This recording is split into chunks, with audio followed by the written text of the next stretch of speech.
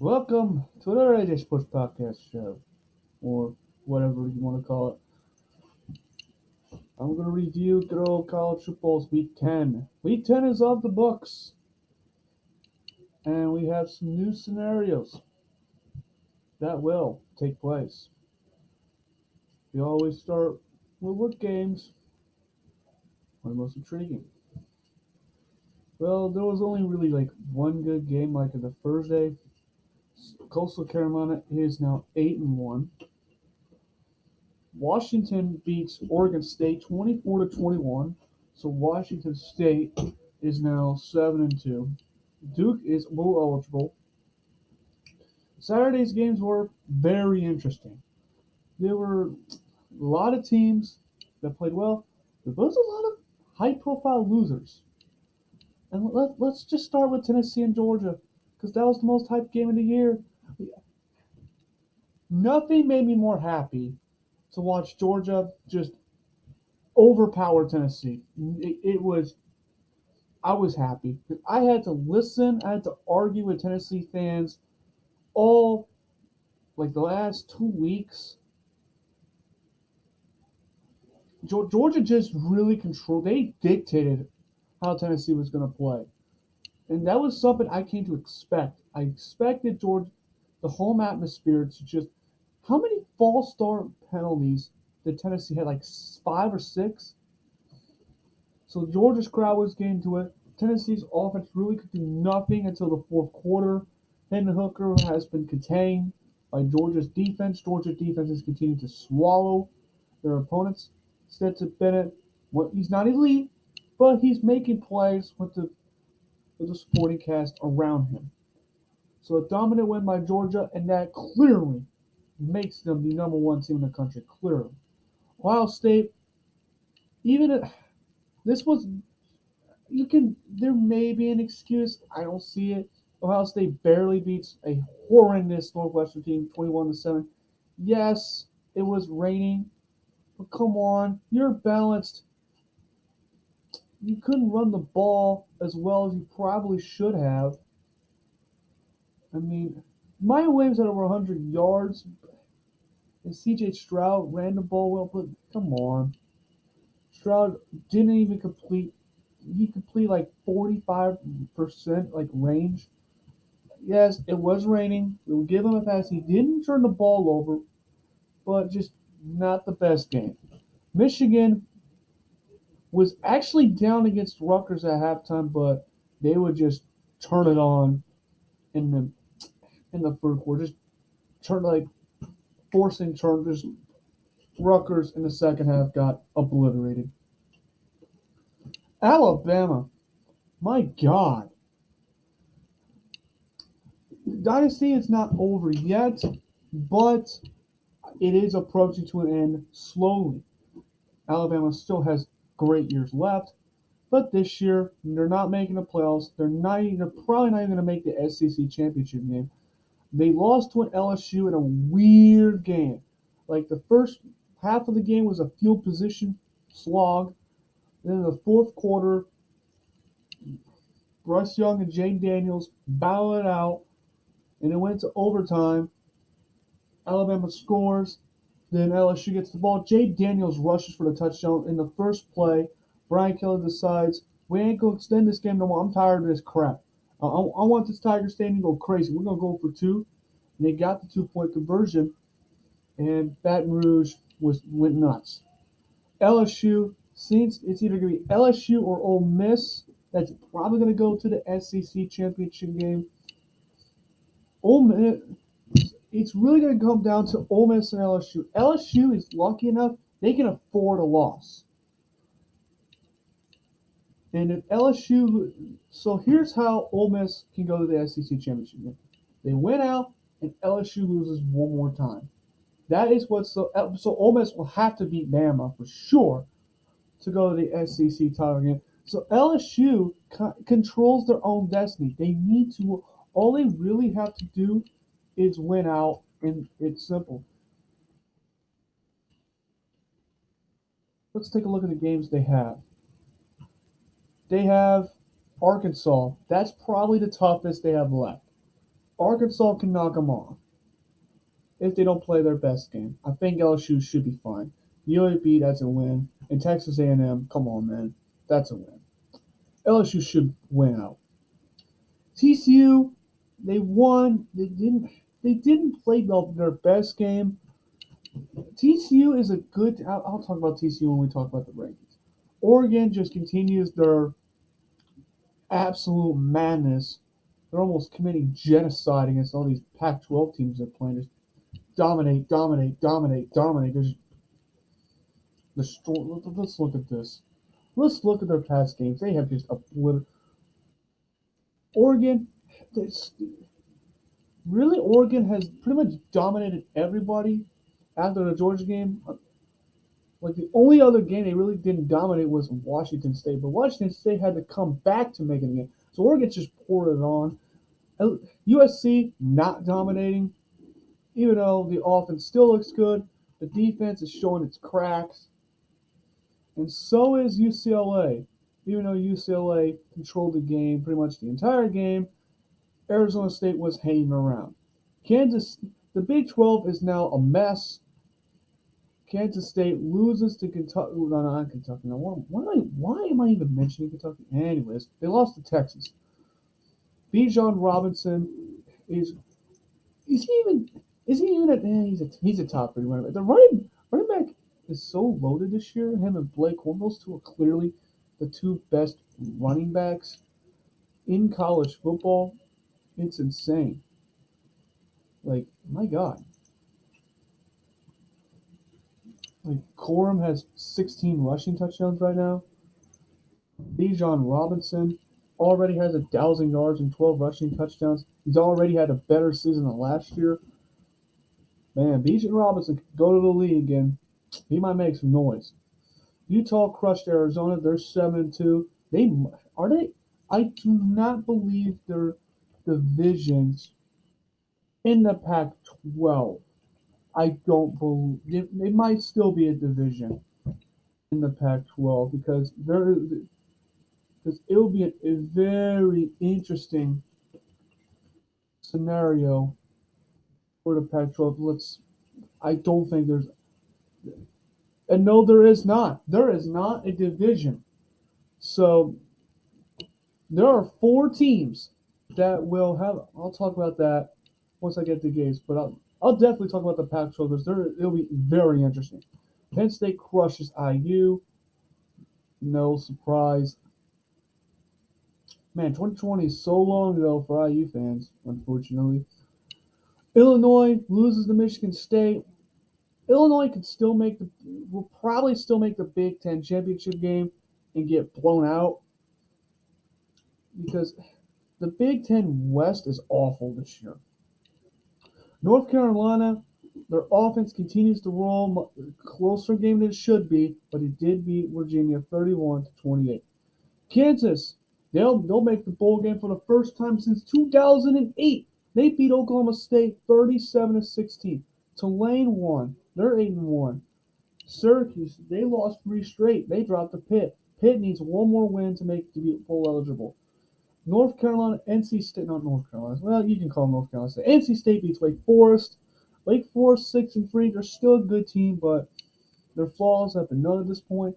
UCF won. Kentucky won 21-17 in a slog against Missouri. Texas A&M is hot garbage. They got embarrassed by Florida 41-24. Muhammad Abraham is also one of the best running backs in college football too. Though they barely beat Nebraska, it's a win. Purdue does what Purdue does. They lose a game that they should win. They lost to Iowa 24-3. Wisconsin beats Maryland. Georgia Tech is 4-5. What the hell? I guess firing Jeff Collins was the right decision. Oklahoma, let's have some fun. Oklahoma has 4 losses. Dylan Gabriel plays his worst game of the season. Craig Williams runs all over us, literally. Baylor averaged 6 yards per carry. Now, Oklahoma was able to run the ball a little bit, but Baylor just had the final punch. And the Baylor Bears are 6-3, and Oklahoma continues to embarrass themselves.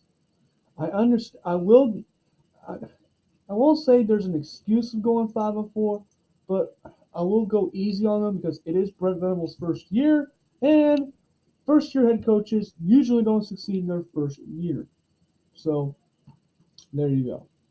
Washington State's 5-4. They're one win away from being bowl eligible. West Virginia's garbage. We all know this. Hugh Freeze is gonna get. I think Hugh Freeze is gonna get a job, a Power 5 job. They beat Arkansas 21-19. BYU, they won. They've been on some kind of a losing streak. They beat Boise State. SMU and Houston. This game, what in the hell? Tanner Mordecai threw 9 touchdown passes, and Clayton Tune threw 7. 77-63. That's like we're watching a college basketball game. That was nuts. Auburn, they dragged Mississippi State to overtime, but they lost. Auburn fans were happy if Cadillac wins. He seemed to enjoy more in the Suns than Brian Arson ever was. I'll tell you that. South Carolina's bowl eligible. They beat Vandy. Louisville, they're bowl eligible too. So is Florida State. They crushed Miami. Miami, they might not be bowl eligible. Miami, they almost seem like they've given up. Miami's 4-5. They may not even make a bowl game in Mario Cristobal's first year. This is actually concerning because Miami has talent, and the ACC is hot garbage. You have one borderline elite team, a good team, a couple of okay teams. Just the ACC is so bad this year. Miami plays Georgia Tech. That's no gimme. Georgia Tech's been playing better. Clemson, L. Pitt, probably an L. Mo Cristobal, take your ass back to the West Coast. I'm not playing with you. Let's talk about the rankings. The college football playoff rankings. There are only 4 undefeated teams left. Georgia's number 1. Ohio State's number 2. Michigan's number 3. TCU number 4. Good. Until one of those loses, keep it that way. That's perfect. That's perfect ranking right there. Tennessee falls to 5. I would put Oregon over Tennessee. I'm not really complaining because Oregon. Let's say a scenario where both Tennessee and Oregon wins out. I think Oregon's going to make it because they play a conference championship game, and the Pac-12 is good this year. Pac-12 is not garbage like it's been for a long time now. They're good this year. You have programs that might be on the jump start. Lincoln Riley, clown him all you want. He wins some games. He'll make you relevant. Chip Kelly, he seems to have his grip on UCLA. LSU, LSU's too high, but it really won't. In the long term, it won't matter because they'll lose to Georgia in the SEC championship game. USC's 8, Alabama's number 9, Clemson's 10. I think Alabama should drop a little bit higher, if you want my honest opinion. And here's the truth. If Bryce Young wasn't their quarterback, Alabama would have at least 4 losses. Bryce Young is the reason why they're 7-2. This Alabama team is the worst under Nick Saban since Nick Saban's first year. It's good, but not great this year. Ole Miss 11. If Ole Miss is going to get any respect, they're going to have to beat Bama this week. UCLA's 12. Utah jumps to 13. North Carolina's 16. Texas moves up. Notre Dame's back on the ranking. They're ranked 20th. Florida State, Kentucky, and Washington are back of being ranked 23, 24, 25th, respectively. Now let's play a little scenario game because I really want to highlight a couple of scenarios. The Pac-12. It's a four-team race right now. Oregon. Oregon will play Washington and Utah. Oregon has a tough stretch of games, but Oregon can easily win all of them because they have been absolutely dominant. They play. Luckily, their two hardest teams to play as of right now are at Eugene. They play Washington, they play Utah, and Oregon State. The biggest game will be Utah because Oregon got absolutely drugged, just drugged, rounded up, shot off the damn field for two straight games against Utah. They got to win that game. That's a must-win game.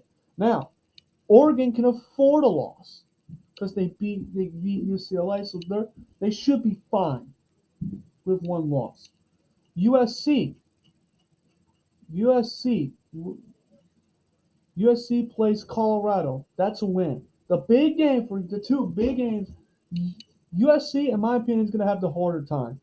After they beat Colorado, they have to play UCLA at UCLA. It's a 50-50 game. And then they play Notre Dame. Notre Dame has improved after looking horrible earlier this season. UCLA, they play Arizona and California, both gimmies.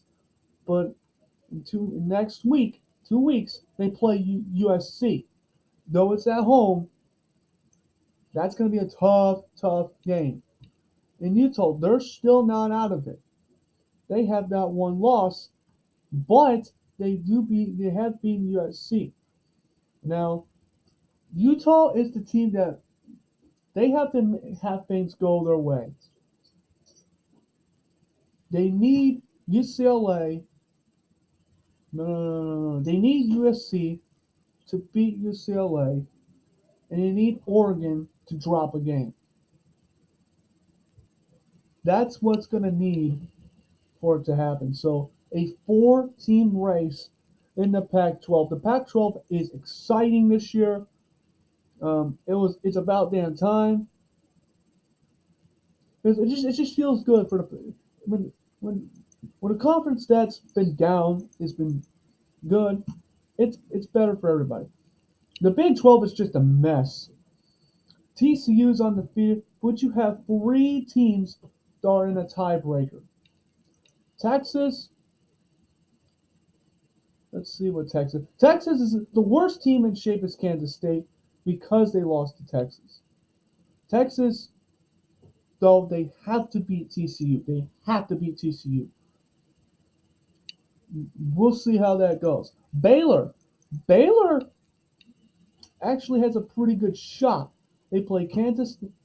Now, I don't know.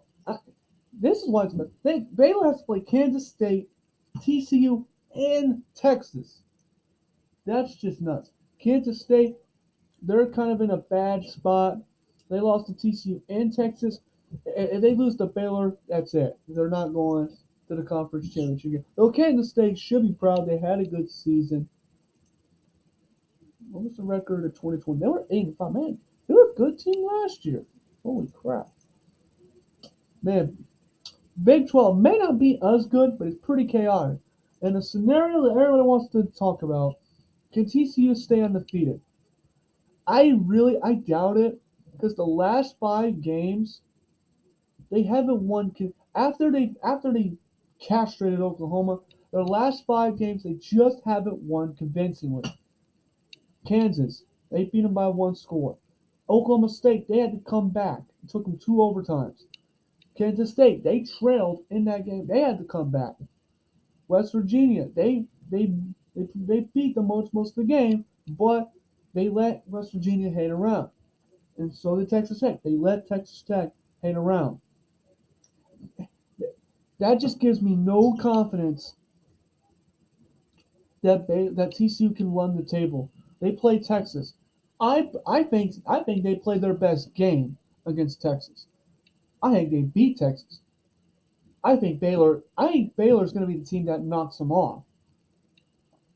I think TCU they're going to beat Texas, in my opinion. They're going to get on this high. They're going to really ride this train that, hey, we can do it. We can make the playoffs right here. Then Baylor's going to have it. Baylor's going to play. I just have a feeling Baylor wants to play spoiler. They're going to be so, because they're already pissed off. They feel like, hey, we should be in the playoffs right now. What the hell's going on here? So I think Baylor plays angry. I think TCU plays their worst game, and they get knocked off. That's my opinion. That's how I think it's going to go. I believe TCU has enough to win the Big 12. They're good enough to win the Big 12. I just fear that Baylor and Texas can knock them off too. They're going to get knocked off. So it's November, baby. It's November. It's chaos, and you know what? In the sports world, when there's chaos, I like it. I like it because there's so many scenarios you get to play to play around. So I will enjoy these last months, this last days in the college football season because it will be fun. It'll be exciting. It'll just be great to see which four teams actually make it. There's some that seem guarantees, but some other teams could back their way in. Oregon and Tennessee, they both can back their way in to the playoffs if scenarios play out. You could see a scenario where you have two SEC and Big Ten teams. Not likely, but it's definitely possible. It's possible if things, let's say TCU losses, let's say Oregon drops an L. It's so possible for that to happen. Do I think it will? Probably not. I see Oregon winning out. I think Oregon backs their way in. But you can definitely see that scenario. So it'll be very interesting to watch. And that'll be all for this episode. And thanks for watching.